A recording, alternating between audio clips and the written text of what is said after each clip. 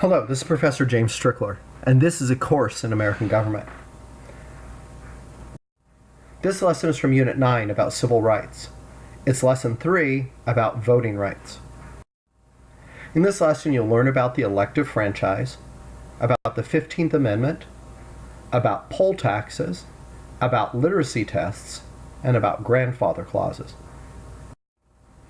In the previous lessons, we learned about the American Civil War, which was fought over the issue of slavery, about the Reconstruction era that followed it, in which not just the physical structure of the country, but the political structure of the country was rebuilt. We learned about the 13th Amendment, which ended slavery, and about the 14th Amendment, which required that states treat their citizens equally, doing away with the black codes, which had been designed to treat blacks unequally. We also learned that the black codes were replaced by a system of racial segregation known as Jim Crow, where blacks were forced to use different facilities, lived in different places, etc., than whites.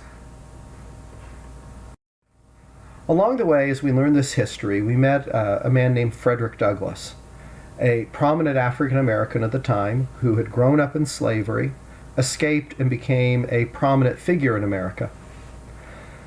Previously, we saw where he discussed the difficulty of solving the problem of white racism against the newly freed slaves, where it would seem that the power of government necessary to force the whites to treat the blacks the way they should would become too much power. It would be tyrannical, what he called despotic. So what was his solution then to the problem? Well, in that same essay, he says that the easiest way to make the government live up to what it should be is to make sure that all loyal citizens have the elective franchise. He says that will then form a wall of protection for them. Well, what does he mean by elective franchise? That's a way of saying the right to vote. Basically what he's saying is the way to fix this problem, to ensure that blacks will be treated correctly, is to make sure that they can vote. Well, how is that going to solve the problem? Frederick Douglass believed that if you allowed blacks to vote, then the whites in power, the members of the big political parties, which at least in the South were entirely controlled by whites, would then have to compete for these black votes. If you can imagine two political parties competing with each other, just filled with white people, and one of them's losing, eventually they're going to realize, they're going to look around and say, you know what? We can get enough votes to actually win if we just get those black people over there to vote for us. But what are we going to have to do to get them to vote for us? Well, we're going to have to give them some things to improve their circumstance. So Frederick Douglass believed through that sort of process, if you just made sure that the freed slaves could vote, eventually the white power structure would have to cater to them in a sense to get their votes. And that then would alleviate the problems that they were facing of being treated badly. Well, this idea that Frederick Douglass promoted eventually made its way into the Constitution. Matter of fact, maybe I shouldn't say eventually, fairly quickly made its way into the Constitution. It did so as the 15th Amendment that was added, that says the right to vote cannot be abridged on account of race. So everybody gets to vote. Constitutionally, it's required, regardless of what their race is. Well, it appears that Southern white politicians thought that Frederick Douglass had probably got this right, that actually allowing the African American population to vote would change the structure of life in the South. So they began to develop ways to prevent blacks from voting that wouldn't directly violate the 15th Amendment. One of those ways was something called a poll tax. Essentially, you had to pay money to be given the privilege to vote. Now, how is that going to prevent blacks from voting? If you just say, hey, everybody that votes has to pay money, then don't the whites have to pay too? Well, the truth was, in the economic situation of the time, black voters were far less likely than whites to be able to pay this tax. The second way that whites found to try to prevent blacks from voting were things called literacy tests. Essentially, when you went in to vote, you had to prove that you could read or write before they would give you a ballot and allow you to vote. Here's an example of what's recently been claimed to be one of the literacy tests that was administered by the state of Louisiana in decades past. Now, this hasn't been authenticated, so I'm not going to say that that's really what it is. But it does give you an example of the kind of thing that they might be asking on these sorts of tests.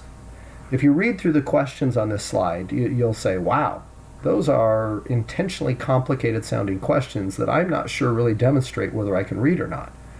Well, that was done on purpose because the literacy test was supposed to be difficult. It was supposed to be difficult and even supposed to be vague with its answers so that it would be possible for poll workers to dismiss potential black voters by saying they didn't pass the test correctly while letting potential white voters through. But even if the test were administered completely fairly, there's still a problem for black voters.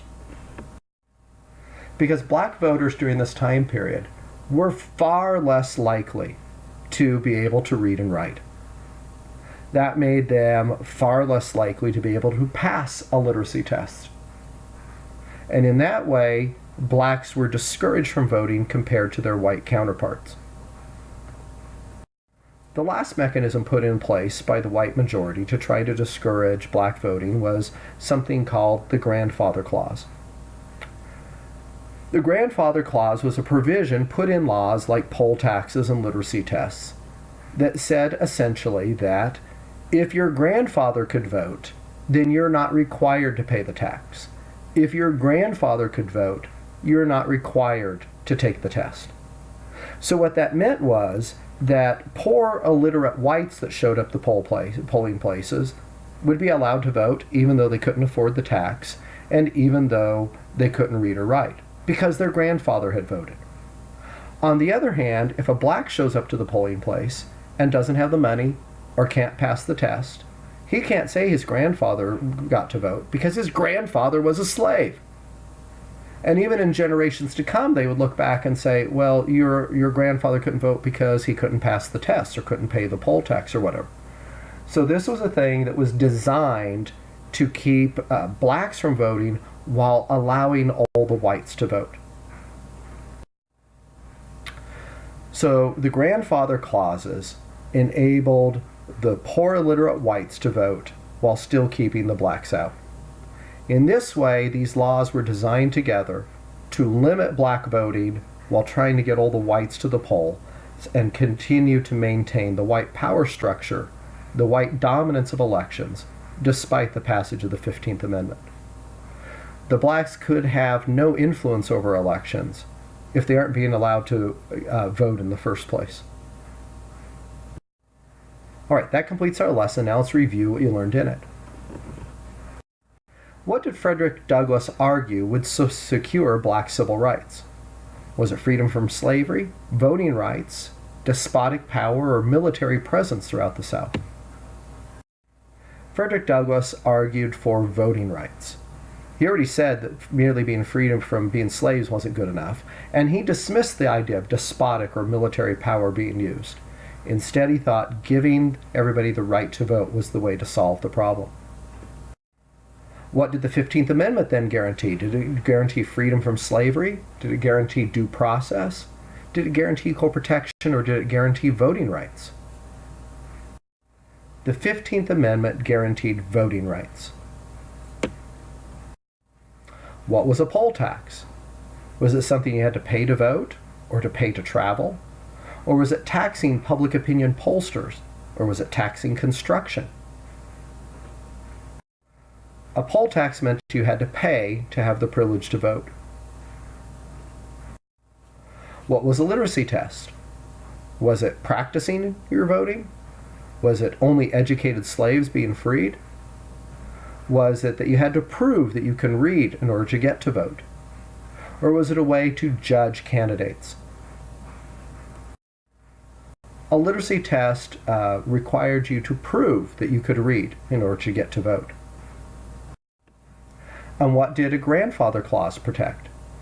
Do it protect older voters, male voters, poor illiterate white voters, or elderly taxpayers? Grandfather clauses protected poor illiterate white voters.